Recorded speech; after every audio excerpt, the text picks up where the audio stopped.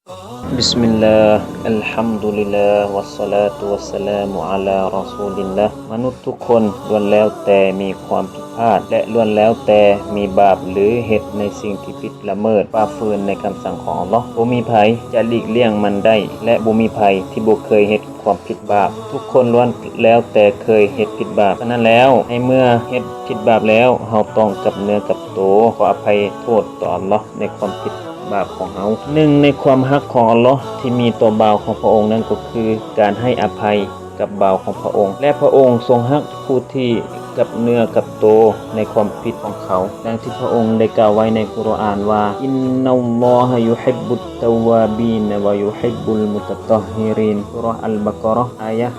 222ความหมายว่าแท้จริงแล้วอัลเลาะห์ทรงมักผู้ที่กับเนื้อกับตัวและทรงมักผู้ที่ทำตนให้สะอาดเสมอความผิดของมนุษย์นั้นทุกคนยอมกระทำผิดแต่ผิดแล้วก็ต้องกับเนื้อกับตัวดังที่ท่านนบีได้กล่าวไว้ว่ากุลลุบนิอาดัมค็อตตอวะค็อยรุลค็อตตออีนอัตตะวาบูนความหมายว่าลูกหลานของอาดัมทุกคนนั้นล้วนแล้วแต่มีความผิดและผู้ประเสริฐที่สุดในบรรดาผู้ที่เฮ็ดผิดบาปนั้นก็คือคนที่กับเนื้อกับตัวในความผิดของเขาดังนั้นแล้วผู้ที่เฮ็ดความผิดบาปนั้นเขาอย่าได้สิ้นหวังอย่าได้คิดว่าบาปของตัวเองนั้นเฮ็ดผิดแล้วอัลเลาะห์จะบ่ให้อภัยอัลเลาะห์จะให้อภัยถ้าเฮากับเนื้อกับตัวต่ออัลเลาะห์นั้นยังกล่าวไว้ในอัลกุรอานว่ากุลยาอิบาดิยัลลดีนอัสรฟูอะลาอันฟุซิฮิมลาตะกนะตูมิรเราะห์มะติลลาฮ์อินนัลลอฮะยัฆฟิรุซซุนูบะญะมีอะซูเราะห์อัลซุมัรอายะห์ที่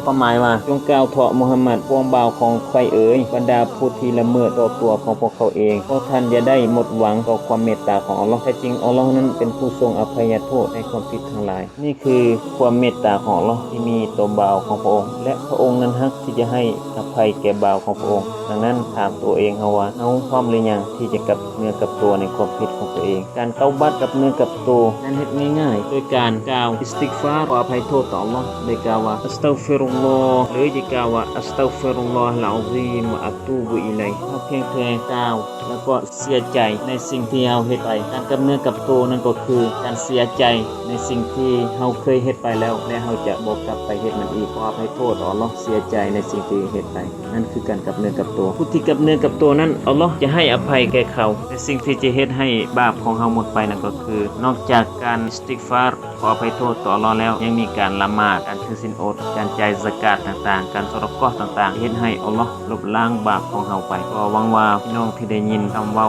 คำตักเตือนนี้แล้วพยายามนำใส่ปรับปรุงตัวเองก็หวังว่าจะเป็นประโยชน์แก่ตัวข้าพเจ้าเองและพี่น้องทั้งหลายที่ได้ฟังคำตักเตือนนี้และก็จะนำเอาไปปฏิบัติศ็อลลัลลอฮุอะลานบีนามุฮัมมัดวะอะลาอาลีฮิวะศอฮบิฮิวะซัลลัมอัสสลามุอะลัยกุมวะเราะห์มะตุลลอฮิวะบะเราะกาตุฮ์